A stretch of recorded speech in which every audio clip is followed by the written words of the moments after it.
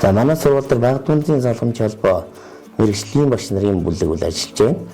Энэ холбоо нь суралцах суурь чадварыг алдагдуулахгүй, өргөжлүүлэх суралцсны сэтгэл зүйн ачааллыг шаталтай насан зохицуулах хичээлийн агуулга арга зүй давхарлалгүй, тасралтгүй хөгжих, хоцрогдол суралцах зөрүү үүсгэс бол орчин сэргийлэх зорилттой багш нарын уялдаа холбоотой ажиллах сурагч бүрс доктортой ахиц гаргахыг зорилго тавин ажиллаж байна. Бага ангийн математикийн хичээлийн үнэлгээ доогуур үнэлэгдэж байгаа гол шалтгааныг илрүүлж төлөвлөлт гарган ажиллаж байна. Тооцооллын суурь болох нэмэх хасах үржих хуваах үйлдэлийн агуулга дээр төлөвлөлт гарган хоцрогдлыг арилгах зорилгоор 1 сарын аяны ажил өрнүүллээ. Тоолыг тооцоолыг тогтмол хэрэгжүүлж хамтдаа өгч гэсэн аяны хүрээнд илэрхийлж бодох чадвараа ахиулах.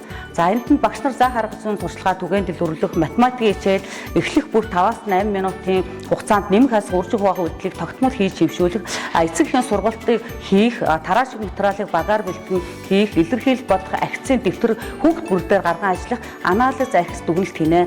За ингээд бага энэ аян маань бол 1-ээс 9-р ангийн сурагчид бол эцэгчийн дунд хэрэгжиж байгаа. Энэ аяныг бол математикийн мэргэжлийн хөгжлийн багш нар болон сургалтын менежерүүд бол хариуцсан ажиллаж байна. За 2 дугаар шат нь бол хэрчмээр зурж хэсэглэн бод гаргаж суралцъя. 3 дугаар үе шат нь бол танин мэдэж зурж бүтээх, геометрийн чадварыг хүүхд бүрс эзэмшүүлэх гэсэн аянууд бол шав сарын аянг бол хэрэгжүүлэхэд төлөвлөлт гарган ажиллаж байгаа.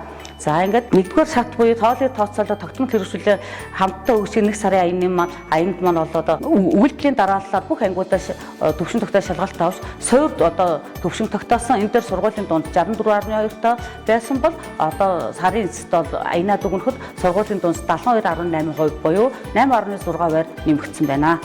За энэ дээр бол хүүхдэд гарсан өөрчлөлт бол шалгалтаа амжилттай өгч урам авсан, өөртөө ихтэй хичээл хийх идэх сайжирсан, самбараас олон шалгалтын материал 100 хурдан биш тооцоолон сайжирсан, хариуцлагатай байж шалгалтын явц анхаарлаа төвлөрүүлж цагтаа хийж сурсан, буцаж саад болохгүй сууд сурах, сурагч өөрөө бие даа хийх хэрэгэмжлэлтэй болж хэн нэгнээс хуулна гэсэн ойлголт байхгүй болсоо шалгалт өгч сурах үндсэн болж байна.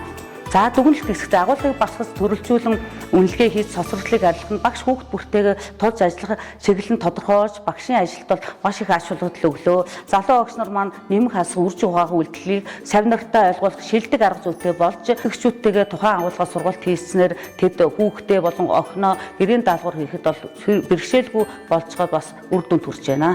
За ингээд цаашд бол богино хугацааны үнэлгээгээр бусад агуулгын осролдлыг арилгах зорилго тавин төлгөө гарган ажиллаж байна.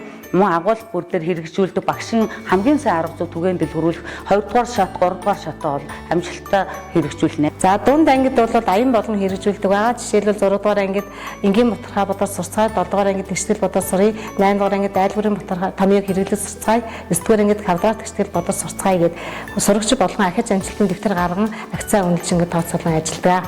За мөн дунд ангид эцэг эхийн нэрмжиж сорил шалгалтыг жил бүр зохион явуулдаг. Эцэгчүүд өөрсдөө шалгалтаа аваад дахин амжилттай дүгнэн урамшуулан ажилладаг. За ингэж эцэгчүүдийг сургалтандаа татан оролцуулснаар дагс сурагч эцэг эх 3-ын хамтын үйл ажиллагаа сайжирдаг. Энэ бүх үйл ажиллагаа хэрэгжүүлсэний үр дүндээ математикийн анги нийтийн чанарын уралдаанд жил бүр амжилт гарган оролцдог байна. Мэдхэнэ би 8 ангийн сурагч Эрхэм Мэлэг байна. Манай сургууль дээр эхний 5 минутад математикийн хичээлдээ шалгалт авдаг. Харин энэ богино хугацааны шалгалтынхаа ачаар бид өөрсдөө ойлгосон үзүүлэг мэдээж мөн үүнийг ачаар алдаа дутагдлаа засан илүү ахиц дэвшилтэй байгаа. За ингэж ажилласнараа агуулгыг нь багасгаж төрөлжүүлэн үнэлснээр багш бүр сурагч бүртээ тулж ажиллах боломж бүрдэж суралцах чадвар хариуцлага бие даалт сайжран багш нарын арга зүй хамтын ажиллагаа болон эцэг эхийн дэмжлэг үр дүнтэй нэмэгдэж ирсэ.